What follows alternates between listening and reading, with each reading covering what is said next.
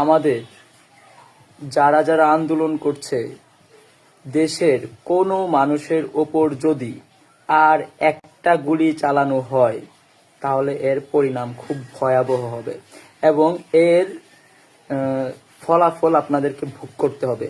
আজকেও আপনারা দেখেছেন ঢাকা সহ বাংলাদেশের বিভিন্ন জায়গায় সরকারের লেলিয়ে দেওয়া পুলিশ বাহিনী আমাদের ছাত্র জনতা অর্থাৎ বাংলাদেশের বিভিন্ন শ্রেণীর মানুষের ওপর গুলি চালিয়েছে। আমরা পরিষ্কারভাবে বলে দিচ্ছি, আর যদি একটা গুলি চলে এর দাঁত ভাঙা জবাব দিবে বাংলাদেশ এবং বাংলাদেশের সাধারণ মানুষ 16 কোটি মানুষ যা চায় তাই হবে। আমাদের এখনো আন্দোলনটা 9 দফা দাবিতে আছে।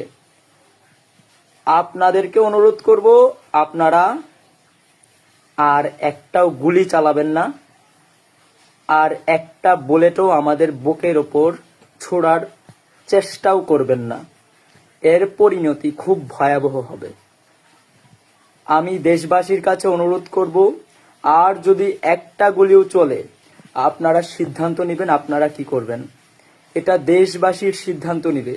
এটা বাংলাদেশের সাধারণ জনগণ, শিক্ষার্থী, আইনজীবী, পেশাজীবী যত মানুষ আছে সবাই আপনারা সিদ্ধান্ত নেবেন। এবং আমাদের বুকের ওপর যদি আর একটা গুলি চালানোর চেষ্টা করা হয় কোনোভাবে, তাহলে আমাদের 9 দফা দাবি থেকে 1 দফা দাবিতে নেমে আসতে বাধ্য হব। তাই আপনাদেরকে হুঁশিয়ারি করে বলতে চাই, বাংলাদেশে যদি কোনোভাবে ইন্টারনেট সংযোগ বিচ্ছিন্ন করে আবারও ডিজিটাল ক্র্যাকডাউন চালানোর চেষ্টা করা হয়, যদি আমাদের সাধারণ জনগণ বাংলাদেশের মানুষের উপর আরেকটা ফুলের টোকা দেওয়ার চেষ্টা করা হয়, তাহলে এর পরিণতি খুব ভয়ঙ্কর রূপ ধারণ করবে খুব শীঘ্রই।